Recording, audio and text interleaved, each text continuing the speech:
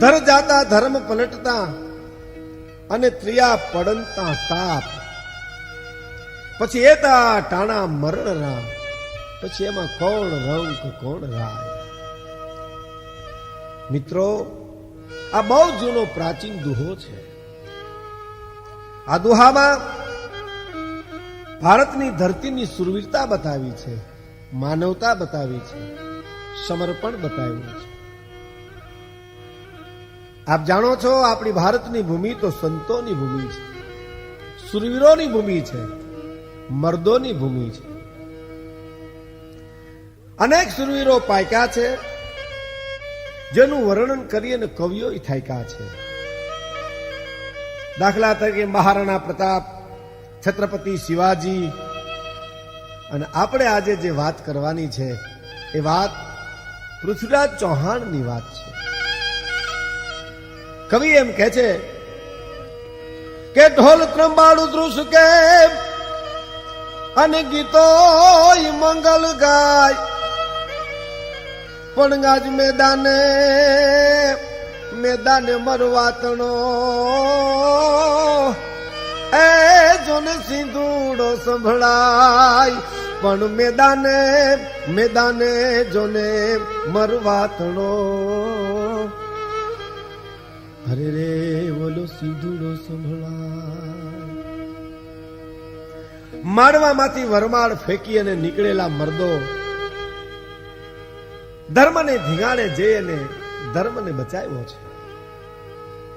પટા ઝાટકે કોગદી વેર કરવા પડે, નાળ ગોળાતણો પાર નાવે, જે સમય ધીંગાણું થાય સટક્યું જમે, અને એ સમય ગાય સુરવીર આવે. બરાબર રણ મેદાનમાં એ મરદ ઉતરો હોય ત્યારે દેવતાઓને જોવા આવવું પડે.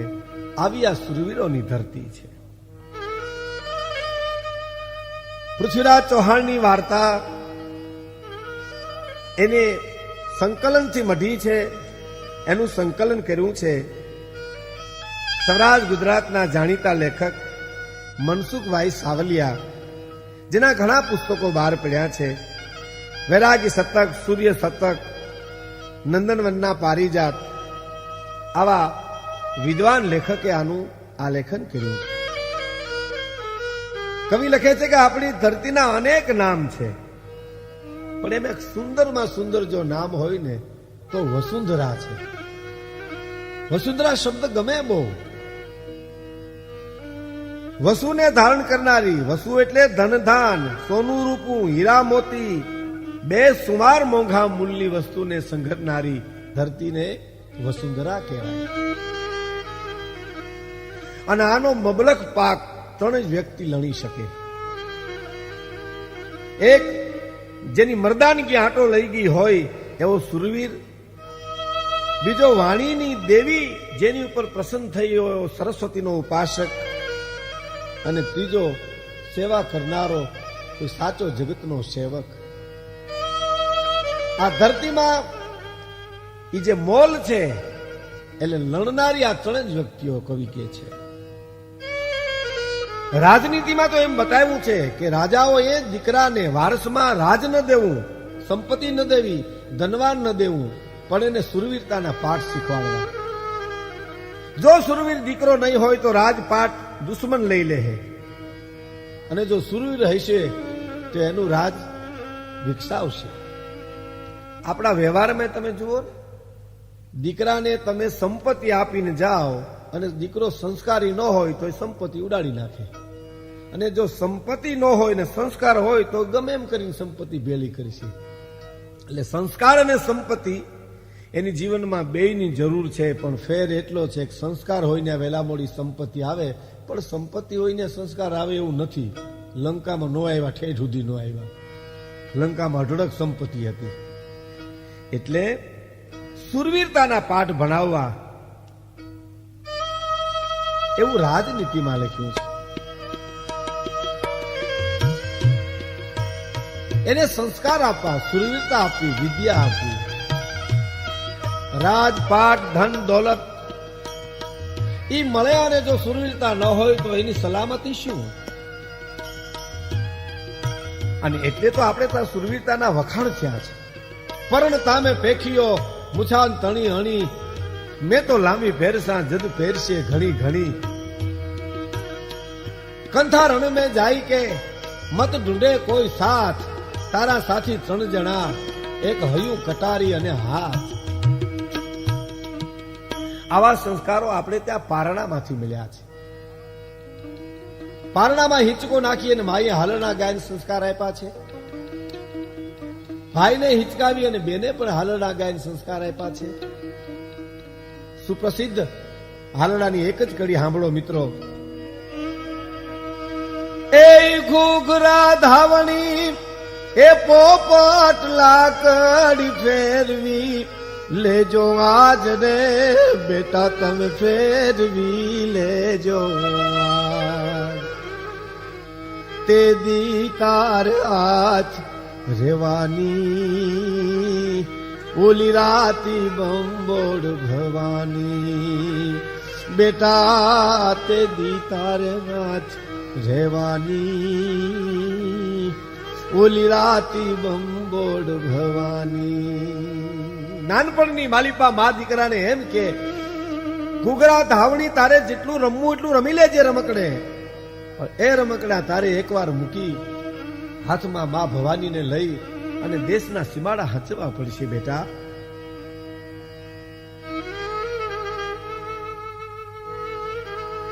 આપણે ત્યાં ઉત્તર ભારતમાં પરાક્રમી રાજપૂતોએ ધરતીને જીતી લીધી અને એ ધરતી રાજસ્થાન તરીકે ઓળખાય છે. આપણું આ રાજસ્થાન, તેમાં મેવાડ, બુંદેલ, અજમેર અનેક નાના મોટા રાજ છે. પરંપરા ચાલી આવતી કથા તો એમ છે કે પ્રાચીન સમયમાં આબુ પર્વતમાં અનેક જંગલો હતા અને એ જંગલોમાં રાક્ષસોની બહુ રંજાડ હતી. ઋષિઓને ત્રાસ આપતા હતા, યજ્ઞ અટકાવી દેતા હતા, સંતોને કહેવાય છે કે હેરાન કરતા હતા. એવે વખતે વશિષ્ઠ મુનિની પાસે જઈને જયારે ઉપાય પૂછ્યો ત્યારે એમણે રસ્તો બતાવ્યો કે આબુમાં પ્રાચીન કાળનો એક મોટો યજ્ઞ કુંડ છે, તેમાં વીર પુરુષોની ઉત્પત્તિ માટે એક મહાયજ્ઞ કરો. અને ઋષિઓએ શ્રદ્ધાપૂર્વક યજ્ઞ કર્યો, આહુતિઓ આપી અને તેમાંથી અત્યંત તેજસ્વી 4 પુરુષો ઉત્પન્ન થયા. એક ચૌહાણ, બીજો પઢિયાર, ત્રીજો પરમાર અને ચોથો સોલંકી. ક્ષત્રિયોની આ 4 પ્રસિદ્ધ શાખાઓ છે, જાતિઓ છે, આદિ પુરુષો ગણાય છે. ઋષિઓની આજ્ઞા અનુસાર આ 4 દિશાઓમાં જે રાક્ષસો હતા એનો આને સંહાર કર્યો છે. એમાં ચૌહાણ નામના પરાક્રમી આદિ પુરુષ અણહલ, અને અણહલને એક કુંવર, એનું નામ અજયપાળ, પર્વતની તળેટીમાં ચૌહાણ વંશનું પાટનગર વસાવ્યું અને અજમેર નામથી એ જાણીતું થયું. આ વંશમાં અનેક વીરમર્દો પાક્યા છે, સુરવીરો પાક્યા છે. તેમાં સોમેશ્વર નામનો અત્યંત પરાક્રમી રાજા પણ થયો છે. સત્કર્મ અને સુરવીરતા, માનવતાના ખેંચાણથી દિલ્હીના રાજા અનંગપાળ તોમરે તેની રાજકુંવરી કમળા દેવીનો હાથ સોમેશ્વરને સોંપ્યો અને આ વિવાહ થયા અને એનાથી જે પુત્ર જન્મો ઈસવીસન સંવત 1159 એ પાટવી કોરનો જે જન્મ થયો તેનું નામ જ આપણી વાર્તાનો નેતા પૃથ્વીરાજ ચૌહાણ. સોમેશ્વરની આણ તો આખા રાજસ્થાનમાં વર્તાતી હતી ભાઈ, ગુજરાતના સીમાડા સુધી એની આણ પહોંચી હતી.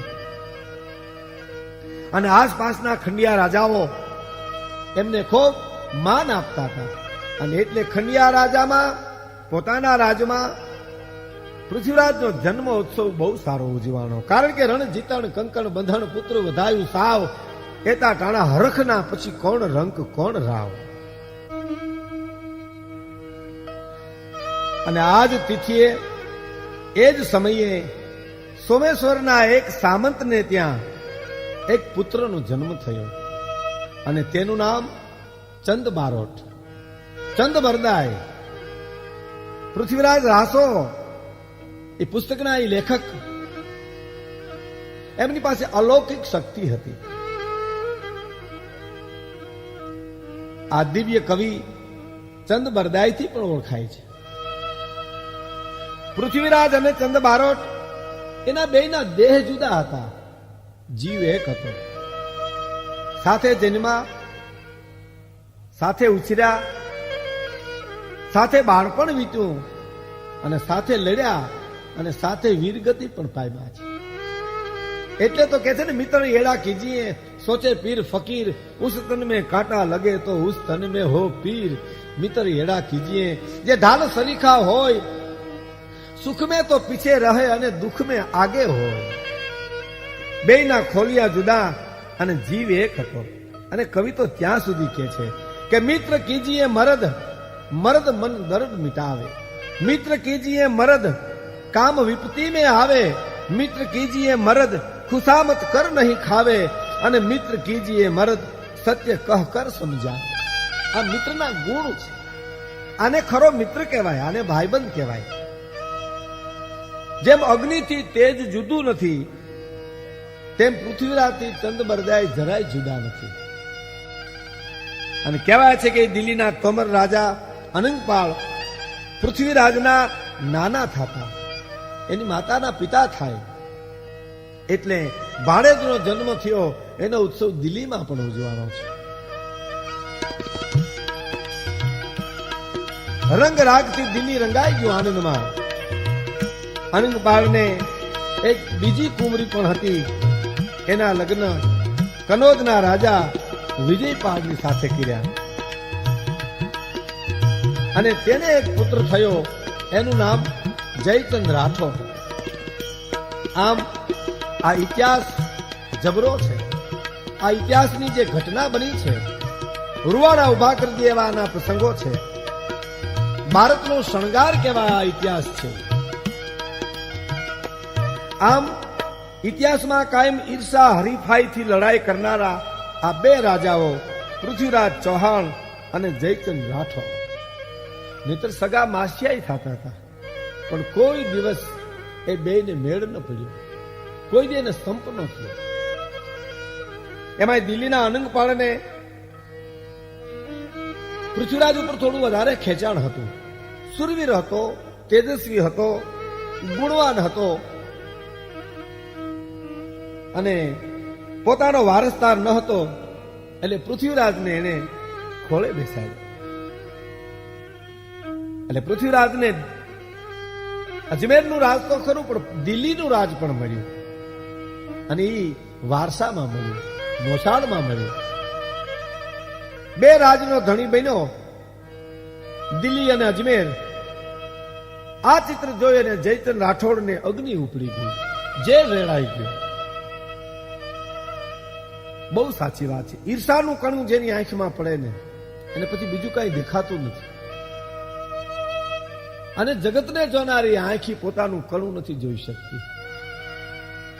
આપણે ત્યાં કવિઓએ પણ કીધું છે, ઈર્ષાનું એ કણું રે પડ્યું જેની આંખમાં, અરે રે ભાઈ એને જોવાનું સુખ જાય. ઈર્ષાનું એ કણું રે પડ્યું જેની આંખમાં. ઈર્ષાનું કણું રે પડ્યું જેની આંખમાં, પછી એને જોવાનું સુખ જાય. પછી ખટકે રે એ કણું ને મન એનું મૂંઝવે રે. પછી એને રોવાનું નિત થાય. ઓલું ઈર્ષાનું કણું રે પડ્યું જેની આંખમાં. ઈર્ષાનું કણું જેની આંખમાં પડે ને એને પછી દેખાય નહીં. પૃથ્વીરાજ ચૌહાણ ઉપર એક ધારું આંખમાં કોઈને જો ઝેર વરહતું હોય તો જયતન રાઠોડ ને. આપને ખબર હશે કે જે જગતમાં પોતાના જેટલા નડે છે એટલા દુનિયામાં બીજા નડતા નથી. અને બીજાનું દુખે ન હોય, કવિ એમ કે છે. સુંદર એક દ્રષ્ટાંત છે. સોનીની દુકાન, એને સામે એક લુહારની કોડ હતી. સોની એની મસ્તીમાં સોનું ઘડે છે, એમાં એક સોનાની કટકી ઉડી ખડીંગ દઈ અને લુહારની કોડમાં ગઈ. લુહારની કોડના લોઢાઓને સોનાની એક કટકી ઉપદેશ આપે છે. લોઢાવને એમ કે છે કે ઘા તો અમારી ઉપર પડે છે. હથોડીના ઘા સોનું કે અમે ખમીએ છીએ, અમારે સહન કરવા પડે છે. લુહારની કોડીના લોઢા કહે પણ એમાં ફેર છે. શું? તને કોક મારે છે, અમને અમારા ને અમારા મારે એટલે અવાજ આવે છે. અમે જે કકરાટ કરીએ છીએ એનું કારણ અમને અમારા ને અમારા મારે છે. લોઢાને કાપનાર લોઢું જ છે. પાટનગર અજમેરમાં રહી વર્ષો સુધી શાસન કર્યું અને પછી એમ કહેવાય છે પૃથ્વીરાજ ચૌહાણ દિલ્હી જાય છે. એ પ્રસંગ અદભુત છે. વાત એમ છે કે અજમેરમાં આજે જેની દરગાહ આખા ભારતમાં પૂજાય છે, દેશ પ્રદેશમાં જેની ખ્યાતિ છે, હિન્દુ મુસલમાન બંને સમાન જ્ઞાતિના એની ઇબાદત કરે છે, એવું જે સ્થાન ગણાય તે સંત ખ્વાજા ગરીબ નવાજ. અજમેરમાં ખ્વાજા ગરીબ નવાજ પૃથ્વીરાજના શાસનમાં ઈસવીસન 1190 અજમેર આવ્યા છે. પણ ચમત્કારી ઓલિયા હતા ભાઈઓ. આજ પણ એના પરચા, એના ચમત્કારો જો આજની ઘડી સુધી હોય તો એ વખતે કેવા હશે. એના ચમત્કારની વાતો આખા અજમેરમાં વાયુ વેગે ફેલાઈ ગઈ. પૃથ્વીરાજનો એક સરદાર રામરાય એને ઉઠાડવા માટે ત્યાં ગયો. ત્યારે ખ્વાજા 2 પગે અગ્નિ પેટાવી અને એમાં ચોખા રાંધતા હતા. રામરાયે તેમાં જઈને ખોબો ભર્યો અને ધૂળ નાખી. ખ્વાજાએ એમને ચમત્કાર બતાવ્યો. રામરાયની પાછળ અગ્નિ પડી, આગળ સરદાર છે અને પાછળ અગ્નિ દોડી આવે. શું કરવું, ક્યાં જાવું?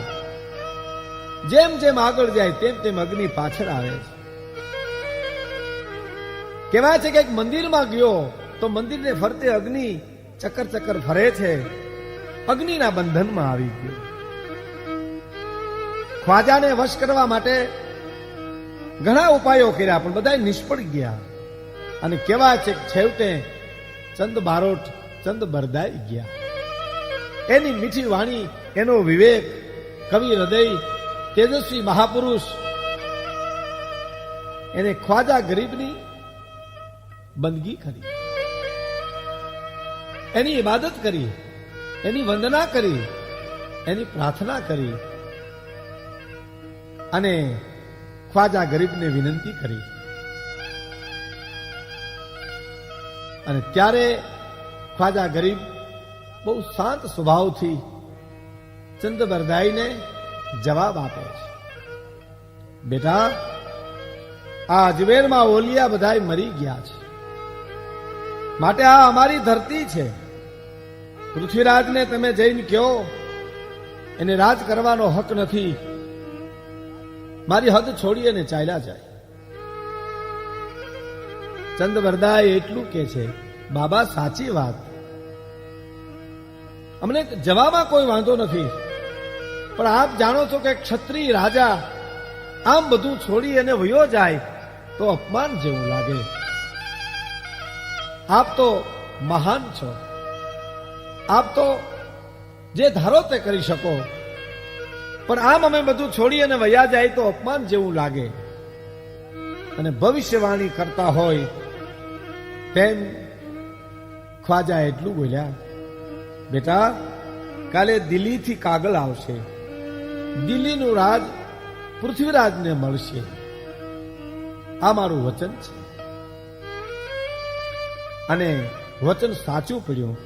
બીજે દિવસે અનંગપાળનો કાગળ આવ્યો અને દિલ્હીની ગાદી પૃથ્વીરાજને સોંપવામાં આવી. અને પૃથ્વીરાજ પોતાના સામંતોને લઈ અને ખ્વાજાના ચરણમાં વંદન કરે છે, પ્રણામ કરે છે. એમને ખૂબ શ્રદ્ધા બેસી ગઈ એમાં. અને કહેવાય છે કે અજમેરથી દિલ્હી જવાને હાલી નીકળ્યા. રસ્તામાં એમને ઘણી સંપત્તિ મળી, ઘણા નાના નાના રાજ્યો પણ જીતી લીધા. સત્તા અને સંપત્તિથી શોભતો પૃથ્વીરાજ પાટનગર દિલ્હીમાં પ્રવેશ કર્યો ત્યારે આનંદનો એક મહાસાગર ઉમટ્યો હતો. ભાઈ હો, કેવો મહાસાગર! દિલ્હીની શેરીઓ ગલીઓની માલિકા એમ કહેવાય છે કે એક ઉત્સવ ઉજવાતો હતો. પૃથ્વીરાજ ચૌહાણ આજ દિલ્હીની સત્તા ઉપર આવે છે.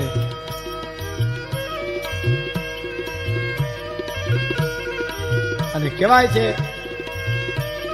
કે એ ઉત્સવની માલિકા નાનાથી માંડી અને મોટા માણસોએ ભાગ લીધો. અને પૃથ્વીરાજ ચૌહાણ દિલ્હીની ગાદી ઉપર બિરાજમાન થયા.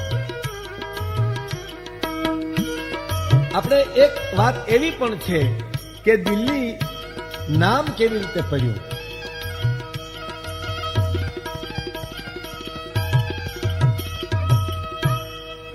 અને એ બાબતમાં તો ઘણા વિદ્વાનોના મત છે, પણ એક પ્રસંગ એવો પણ છે કે અનંગપાળ એની રાજધાનીનું નામ અનંગપાળવતી રાખવાનો હતો. એને નવો ગઢ પણ બનાવવામાં આવ્યો. રાજ જ્યોતિષીઓ પણ બોલાવ્યા, એમની બધી વિધિ કરી. અને જ્યોતિષી ત્યાં એક ખીલી ખોડી અને એટલું કીધું કે આ ખીલી બરાબર શેષનાગના મસ્તક ઉપર લાગી છે, તેથી હવે તોમર વંશ રાજાઓનું રાજ સૂર્યચંદ્ર તપશે ત્યાં સુધી અચલ રહેશે.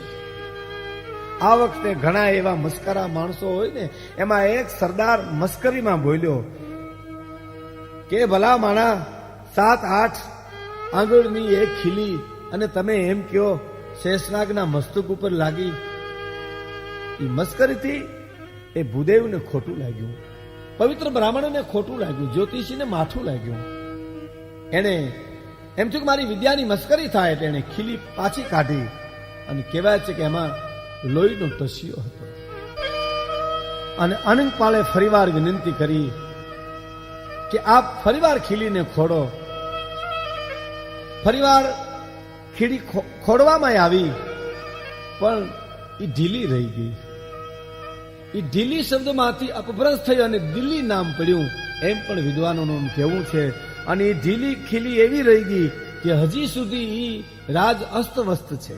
અને તેથી એને કીધું હતું કે આ જે રાજા આ ગાદી ઉપર આવશે દિલ્હી ઉપર, એ બરાબર સ્થિર નહીં રહી શકે. એનું વચન આજની ઘડી સુધી સાચું લાગતું હોય એમ આપને લાગે છે કે દિલ્હીનું રાજ સ્થિર નથી, ડામાડોળ છે. કહેવાનો અર્થ, ગદની સુલતાન શાહબુદ્દીન ગોરી જે મહમદ ગિજની તરીકે ખૂબ જાણીતો, અને એના મનસુબા એવા હતા કે એકવાર ભારતને કબજે કરું, દિલ્હી ઉપર લડાઈ કરી અને એને સર કરું. પૃથ્વીરાજને એકવાર જીતી અને પરાસ્ત કરી અને દિલ્હીનું રાજ મેળવવું, એવું શાહબુદ્દીન ગોરીના મનમાં ઘણું હતું. કારણ એ જાણતો હતો પૃથ્વીરાજ અતિ પરાક્રમી રાજા છે. ઉત્તર ભારતના તમામ રાજ્યો તથા ગુજરાત સૌરાષ્ટ્ર સુધી તેનો પ્રભાવ છે. પૃથ્વીરાજને જીતવામાં આવે, એનું રાજ જો જીતી લેવામાં આવે તો એને મોટો જસ મળે. આખું રાજ એના કબજામાં આવી જાય.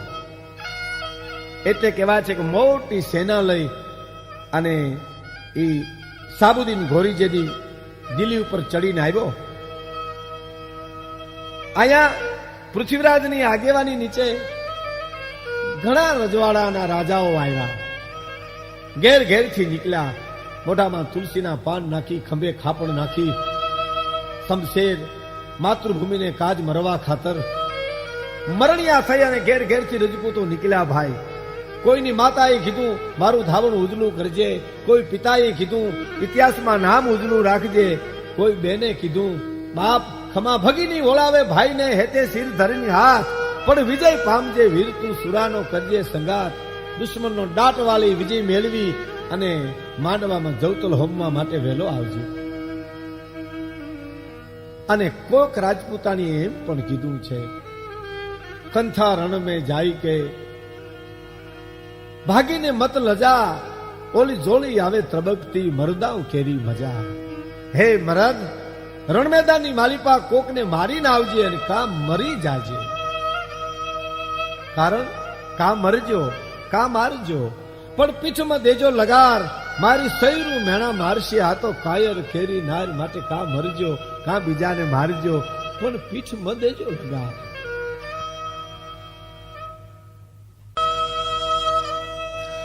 કા મરજો અને કા મારજો, પણ પીઠમાં દેજો લગાર, મારી સૈરું મેણા મારશે આ તો કાયર કેરી નાર.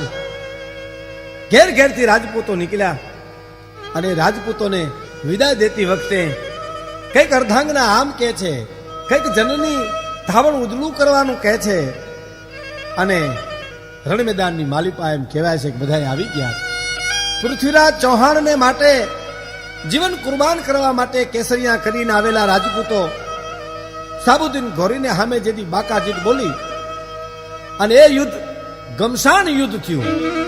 એટલું નહીં પણ ગજા કુંભ કશુરાણ રામ સંધરા ધમંકી, ચડ્યું મેઘ મન દખની ઓમ બીજ બીજ ચમંકી, આહિકોર તોલ રસના કઢો અને ભબકી ભબકી હર જન્મ મો, દસ કંદ અંદપન રખન કોન મન હુકાલ સોવત જગ્યો. એ હામ હામે એમ કહેવાય છે કે બટા જટી બોલે છે, પણ કાયા જાજો હાબદી અને નાકમાં જાજો નખ. એ રણમેદાનની માલિપા લડનારા સમર્પણ કરનારા મર્દો એમ કહેતા હતા કે આખી કાયા ભલે વહી જાય પણ નખ જેટલું નાક ન જવું જોઈએ. કારણ કે હાડા તળમણની કાયામાં 9 ટાંક નાકની જ કિંમત છે. કાયા જાજો હામદી પણ નાકમાં જાજો નખ. સમર્પણ કર્યું અને ઘેર રજપૂતાની પોરહ કરે છે. રાજપૂતો રણમેદાનની માલિપા કાયમ આવી જાય એનો રાજપૂતાણીને પોરહ હોય. રાજપૂતાણી આમ છાણાના મોઢવામાં છાણા લેવા ગઈ, એમાં નાગણી બહાર નીકળી અને સામે ઉડવા માંડી. નાગણીનો સ્વભાવ છે સામી ઉડે.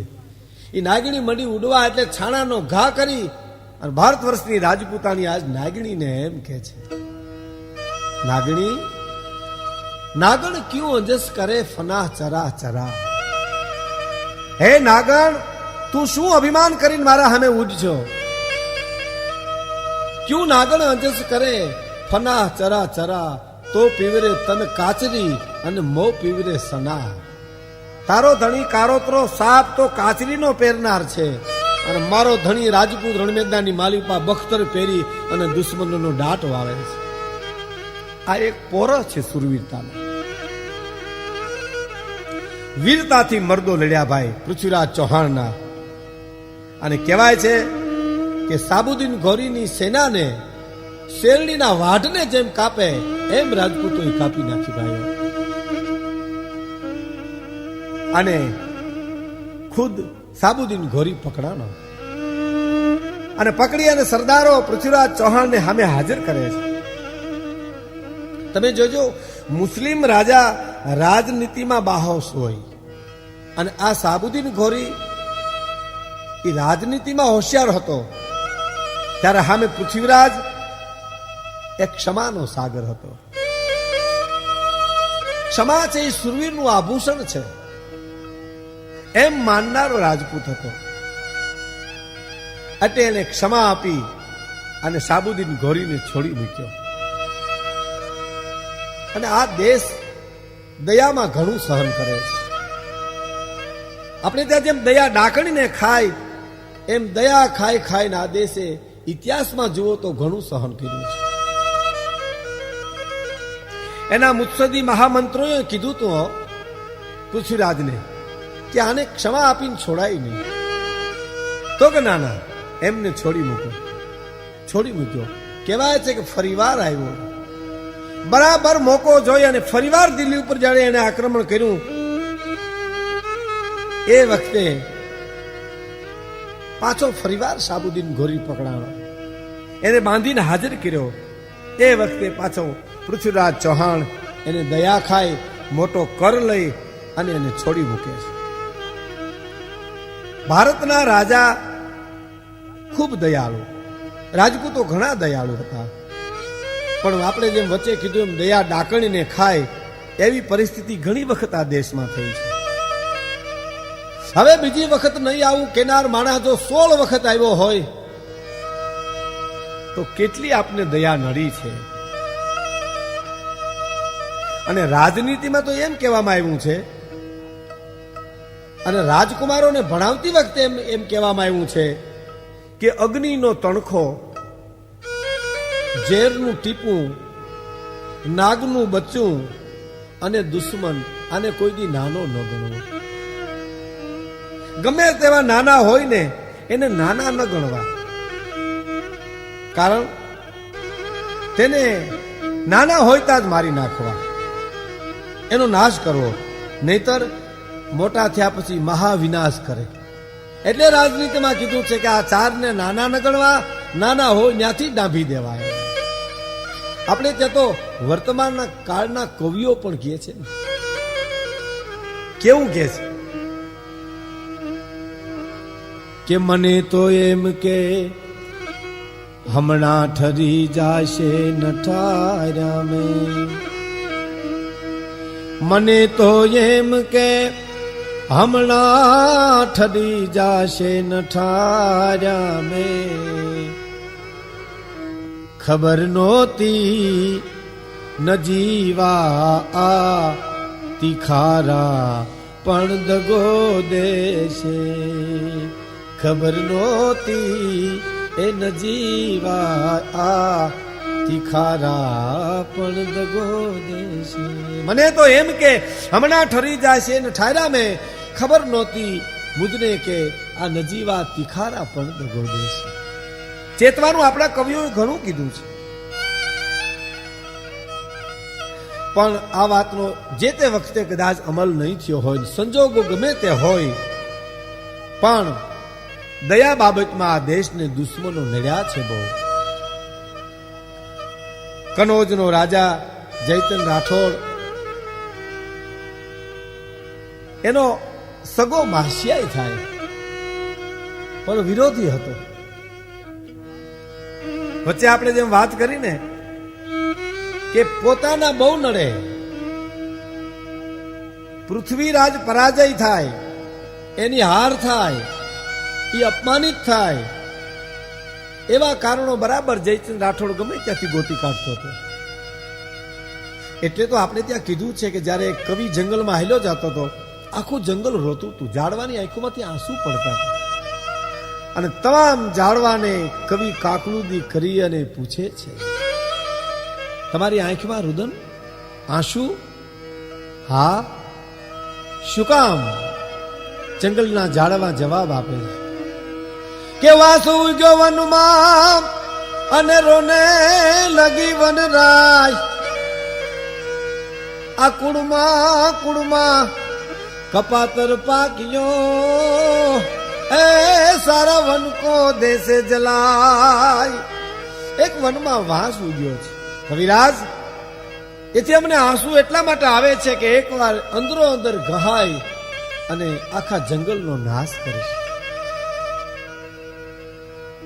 બહુ સાચી વાત છે. આવા દ્રષ્ટાંતો જ્યારે જ્યારે સાંભળીએ ત્યારે આપણે ખબર પડે છે કે જે તે વખતે કંઈક આવું જ થયું છે. એક કઠિયારો જંગલમાંથી વયો જાય, ઝાડમાં દાંત કાઢે છે. કઠિયારાના હાથમાં કુવાડો હોય, ઝાડવા એમ કે છે,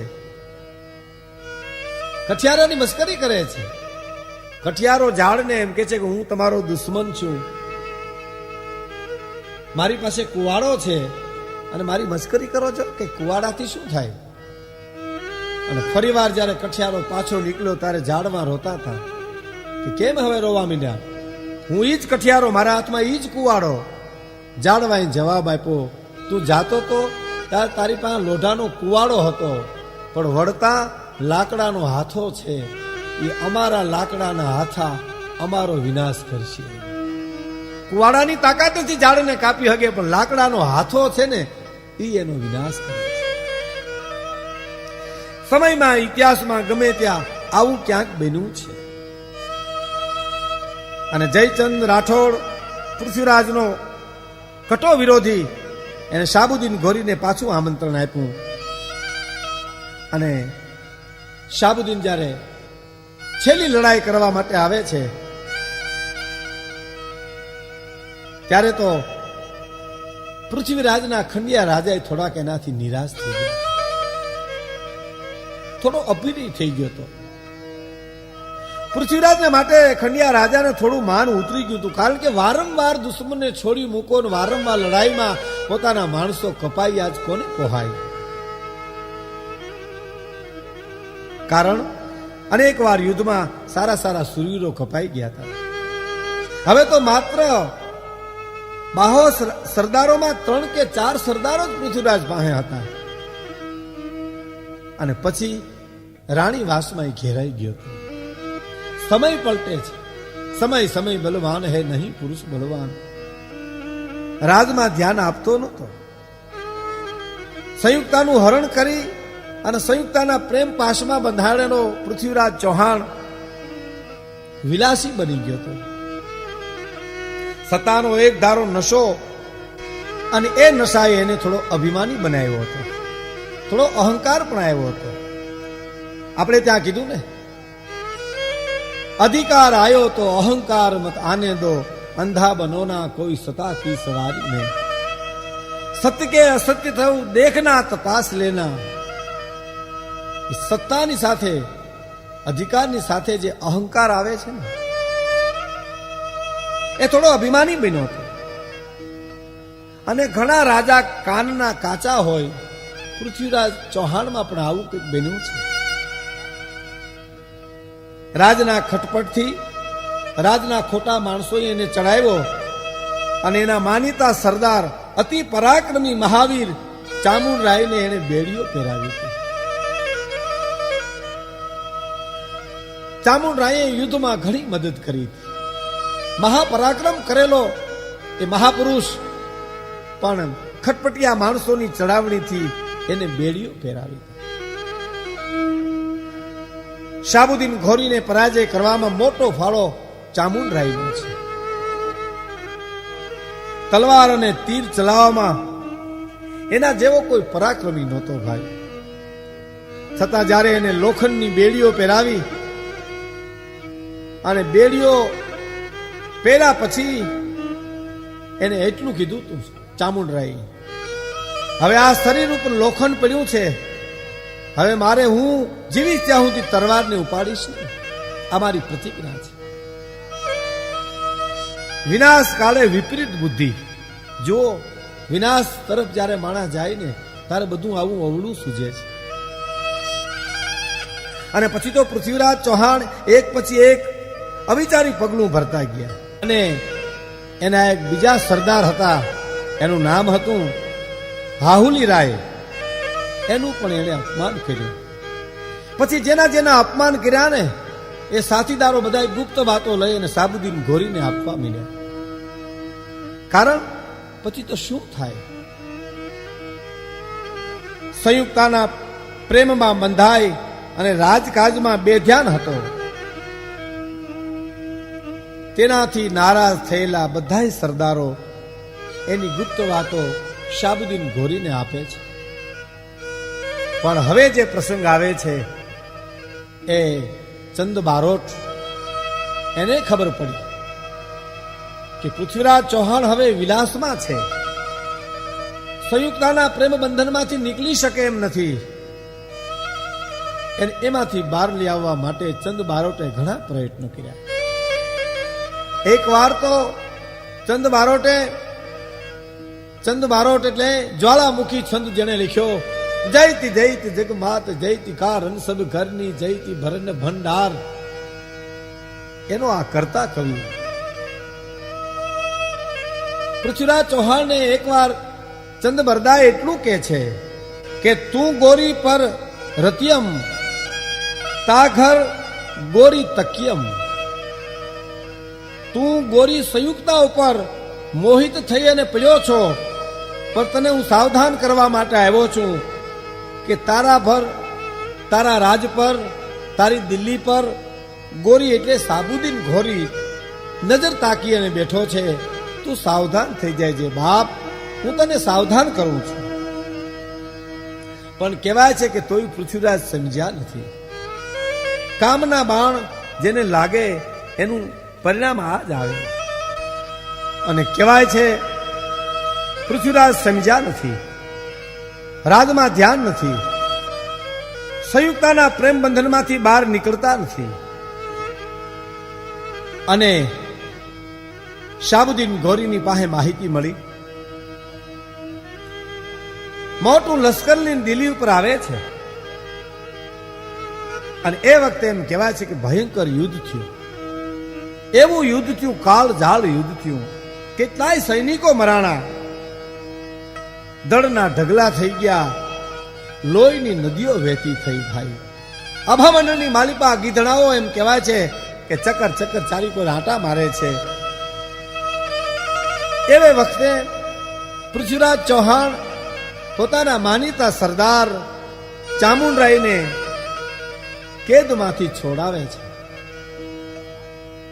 છોડી અને એનું સમાધાન કરે છે. ચામુંડરાય, હાલ બાપ રણમેદાનમાં હાલ, જો આનું નામ મિત્ર છે, મુક્ત થઈ ગયો. પણ આવીને એને એટલું કીધું કે હું લોખંડ નહીં ઉપાડું, મારી પ્રતિજ્ઞા છે, મારી પ્રતિજ્ઞા છે કે હું લોખંડ નહીં ઉપાડું. અને ખરેખર એને લોખંડ ન ઉપાડ્યું, તરવારને હાથ દીધો નહીં, તીર કામઠું રાખ્યું અને તીરની ઉપર જે લોખંડનું ફળું હોય ને એ એને ફેંકી દીધું. પણ આમ છતાં બહાદુર હતો, બળવાન હતો. ખડા વિનાના બુઠા તીર મારી અને કહેવાય છે કે દુશ્મનોના ધડથી માથા જુદા કર્યા છે. એક એક દુશ્મનને તેગર્યા છે, એને માર્યા છે. ધગ ધગતી ધરતી ફોજુ ફરતી, વિનાશ કરતી તેગ વડે, મર્દોની હાકે ધ્રુજે ધાકે, ધૂળું ફાકે તોય લડે. આજ મેદાને મરવા અફસર વરવા, મરદ કસુંબલ રંગ ચડે. એવો મરદ ચામુંડરાય એનું એક એક ફણા વિનાનું બાણ મારે અને દુશ્મનના એમ કહેવાય છે છક્કા છોડાવી દીધા ભાઈઓ. પણ એ યુદ્ધ મેદાનમાં એક ઘટના એવી બની છે, અતિ મહત્વની ઘટના છે.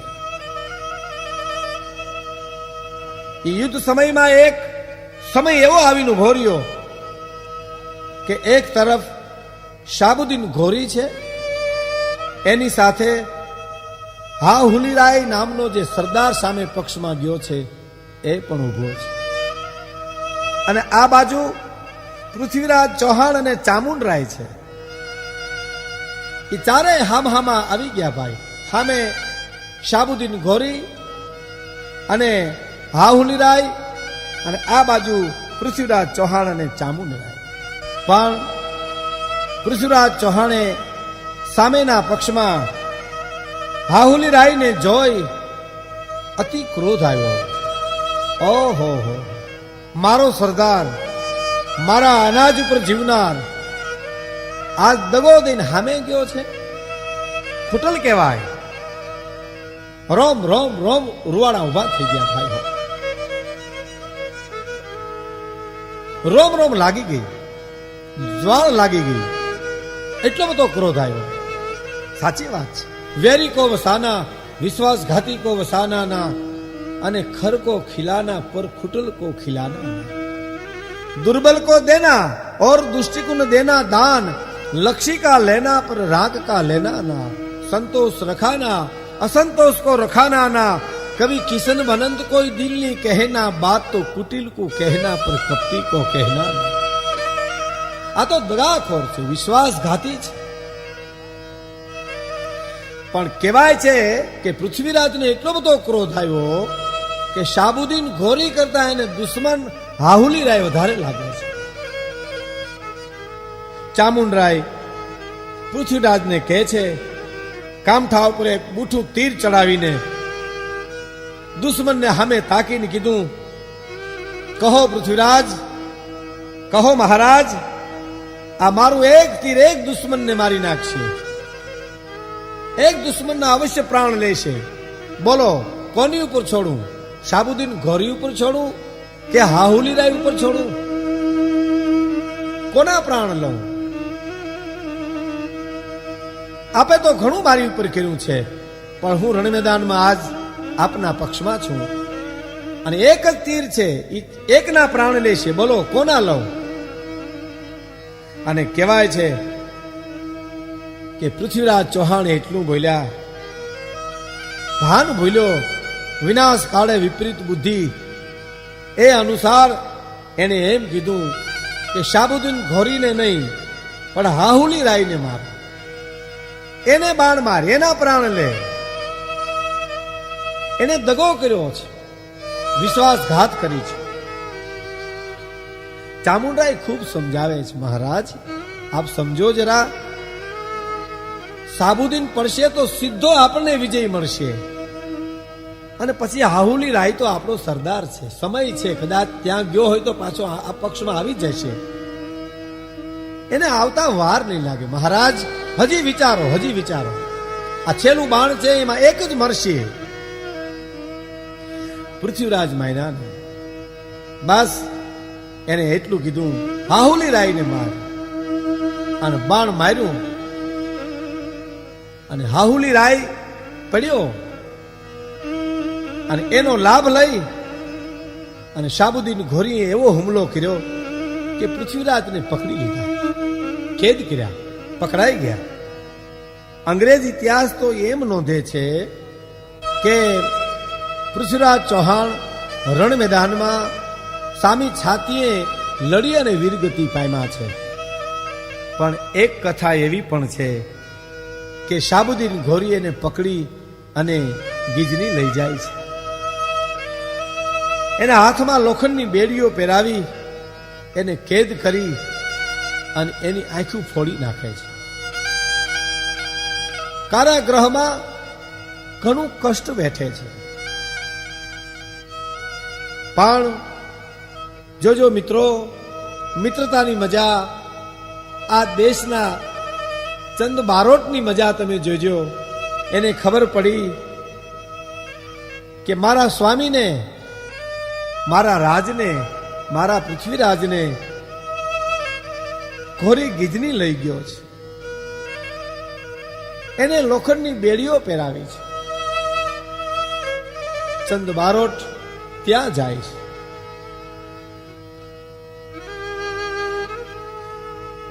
જઈ અને પૃથ્વીરાજ ચૌહાણને મળે છે, હાથમાં બેડીઓ છે, કેદ કરેલો છે, આંખું ફોડી નાખી, સુરદાસ થઈ ગયો છે. પણ ચંદબરદાયનો અવાજ સાંભળી અને પૃથ્વીરાજ ચૌહાણ ઉભો થઈ ગયો. બાપ, તું આયે ક્યાંથી? આ મિત્રની મજા છે, આ દેશની, આ હૃદયની જે ભાવના મિત્રોની છે એવી વિશ્વમાં ક્યાંય મળે નહીં. તું અને આયા કેવી રીતે આવ્યો બાપ? પણ પૃથ્વીરાજને કેદ થયેલો જોયો, હાથમાં બેડિયું જોઈ, એનો અંધાપો જોયો. ચંદ બારોટને એમ થયું કે આને મારે છોડાવવો જોઈએ. એક યુક્તિ કરી, એવી યુક્તિ કરી અને એમ કહેવાય છે કે શાહબુદ્દીન ઘોરીને મળે છે, એને કુર્નિશ બજાવે છે. સુલતાનને કહેવા લાગ્યો, જહાંપના, અમારો આ રાજ છે ને પૃથ્વીરાજ, એ શબ્દવેદી બાણ બહુ જાણે છે, સારા અદ્ભુત. પ્રાચીન કાળમાં અમારા મહારાજા દશરથ પાસે જે વિદ્યા હતી એ વિદ્યા અમારા પૃથ્વીરાજ પાસે છે.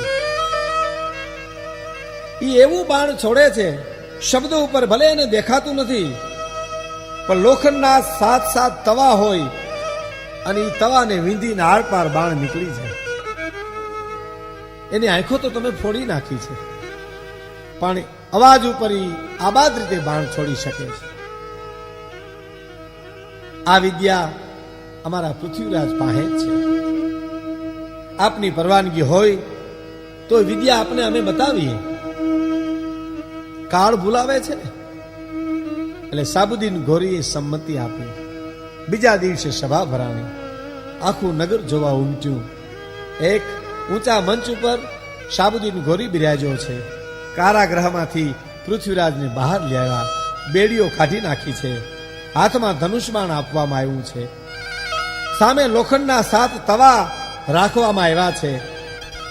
અને ચંદ્રવરદાય શાહબુદ્દીન ઘોરીને એમ કહે છે, સુલતાન, આપ તવા ઉપર એક કાંકરો મારો, એનો અવાજ આવશે અને એ અવાજની ઉપર બાણ છોડી અને તવાને વીંધી અને બાણ આર પાર નીકળી જાય છે.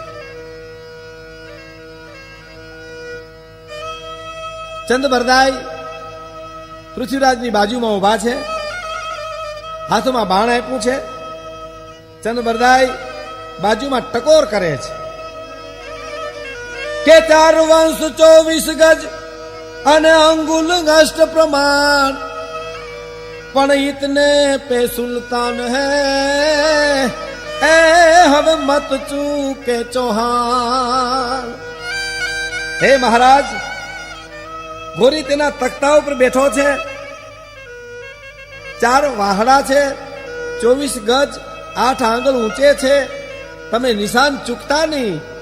અને ચંદે એવી બિરદાવળી ગાઈ કે યહ બાણ ચૌહાણ રામ રાવણ ઉત્થાપ્યો, યહી બાણ ચૌહાણ કરણ શિર અર્જુન કાપ્યો. અને કહેવાય છે કે બાણ છોડ્યું, પૃથ્વીરાજ સમજી ગયા કે આ તવા વિંધવાની વાત બીજી છે. એટલે બાણ છોડતાની હારે શાહબુદ્દીન ઘોરીને બાણ લાગ્યું, ફોહરવું નીકળી ગયું અને તખ્તા ઉપરથી નીચે પડ્યો, પ્રાણ નીકળી ગયા. પણ ચંદ બારોટે નક્કી કર્યું કે હવે દુશ્મનો આપણે જીવવા નહીં દે અને દુશ્મનના હાથે મરવું એના કરતા પોતાએ પોતાના હાથેથી પ્રાણ કાઢવા બહેતર છે.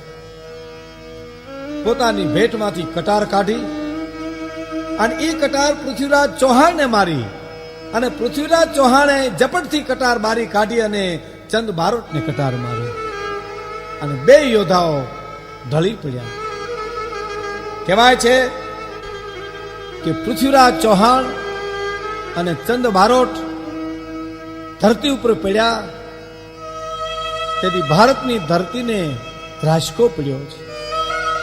ધરતી ધ્રુજી છે મિત્રો, સૂરજભાન ઝાંખો થયો છે, 10 દિશાઓ ધૂંધળી થઈ છે, વાતાવરણ કરુણ થયું છે. કારણ 2 મિત્રો જેના ખોળિયા જુદા, જેનો એક જ જીવ, જન્મ સાથે થયો, એનું બાળપણ પણ સાથે વીત્યું. એટલું નહીં, એની યુવા અવસ્થા, સમરાગણ, રાજકાજ, એક ધારું સાથે જીવન અને વીરગતિ પણ 2 સાથે પામ્યા છે. ચંદ્ર જેવું ઉજ્જવળ જીવન ચંદ બારોટનું, સૂર્ય જેવો પ્રતાપી પૃથ્વીરાજ ચૌહાણ ધરતીમાંથી જેથી વિદાય લે છે, ત્યારે આ ભારત, આપણો દેશ એક સ્વતંત્રતા હોવા છતાંય ગુલામીના ઘોર અંધકારમાં પાછો ઠેલાઈ જાય છે. આવા રૂડા ઇતિહાસ આપને ઘણું ઘણું કહી જાય છે. અને એ ઇતિહાસ માણસે જીવનમાં શીખવા જેવો છે, જીવનમાં ઉતારવા જેવું છે. મિત્રો કેવા હોય, રાજનીતિ કેમ રમાય, એ બધું આ પૃથ્વીરાજ ચૌહાણના ઇતિહાસમાંથી આપને ઘણું ઘણું મળે છે.